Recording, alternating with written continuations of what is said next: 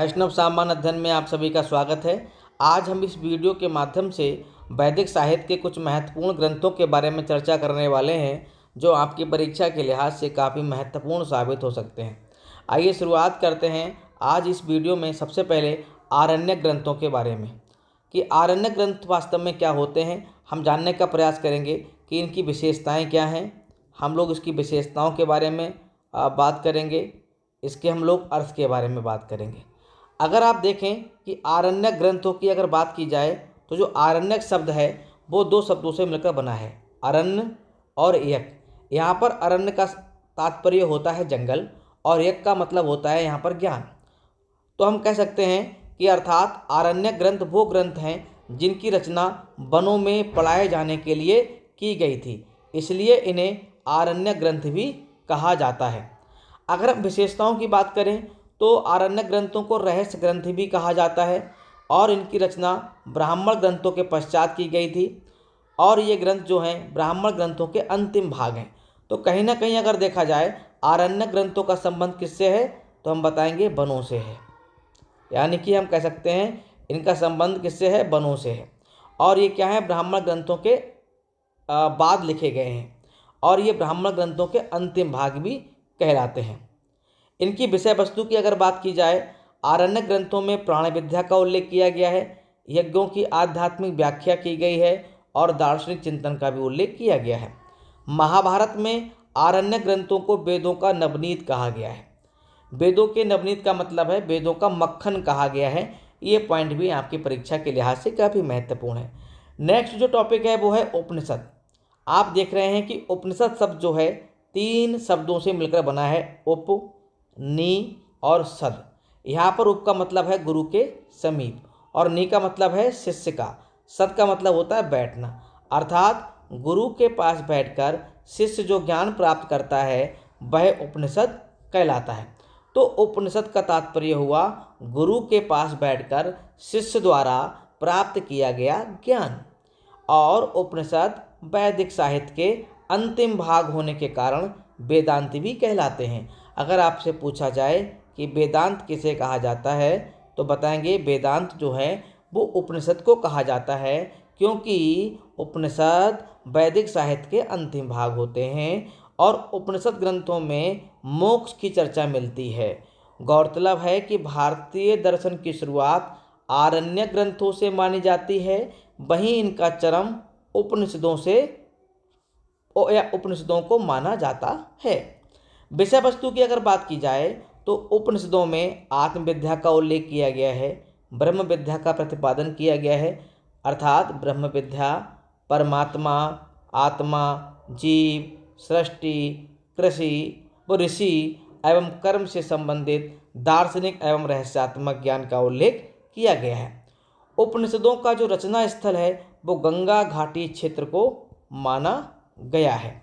वहीं इसके लिखने की शैली की बात की जाए तो ये गद्य में भी लिखे गए हैं, पद्य में भी लिखे गए हैं और गद्य और पद्य दोनों में भी लिखे गए हैं।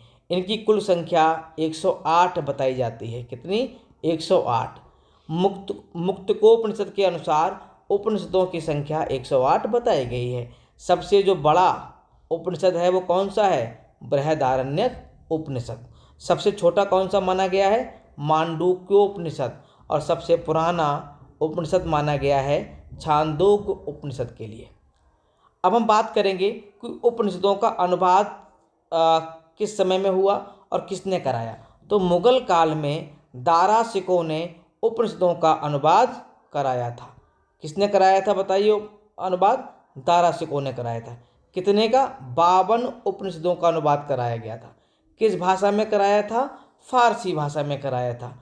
किसकी सहायता से कराया था? तो काशी के पंडितों की सहायता से यह अनुवाद कराया गया था। और ये उपनिषदों का किसी भी अन्य भाषा में किया गया पहला अनुवाद था।